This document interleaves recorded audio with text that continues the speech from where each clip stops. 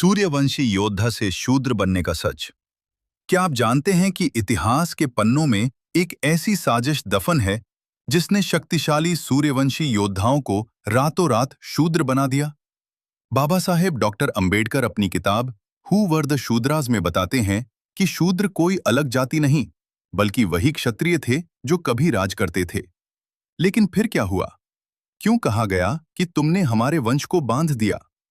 ब्राह्मणों और इन क्षत्रिय राजाओं के बीच हुए संघर्ष के बाद सजा के तौर पर उनका उपनयन संस्कार रोक दिया गया। बिना इस संस्कार के उन्हें समाज में शिक्षा और सम्मान से वंचित कर दिया गया। एक पूरी योद्धा नस्ल को सामाजिक नियमों की बेड़ियों में जकड़ दिया गया। यह कोई युद्ध नहीं था, सत्ता का खेल था।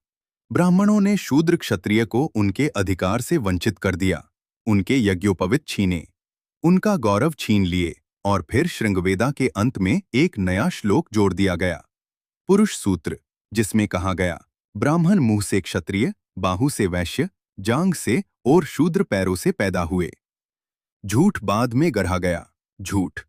लेकिन सूर्यवंशी कभी मरते नहीं। वह सिर्फ इंतजार करते हैं उस शख्स का जो सच्चाई खोदकर बाहर लाएगा। 1946, एक छोटा सा कमरा, लैंप जल रहा था। उनके सामने श्रृंगवेदा, महाभारत, मनुस्मृति के ढेर सारे खंड। उनकी आंखें लाल हैं, कलम तेजी से चला रहे।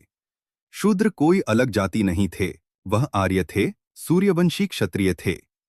ब्राह्मणों ने उन्होंने नीचा दिखाया सिर्फ इसलिए क्योंकि वह उनके कामकाज में बाधा बन रहे थे। मैं साबित कराऊंगा, पूरी दुनिया को साबित कराऊंगा। ज्योतिबा, तुमने शूद्रों को जगाया, अब मैं उन्हें उनका गौरव लौटा रहा हूं। यह किताब एक हथियार है।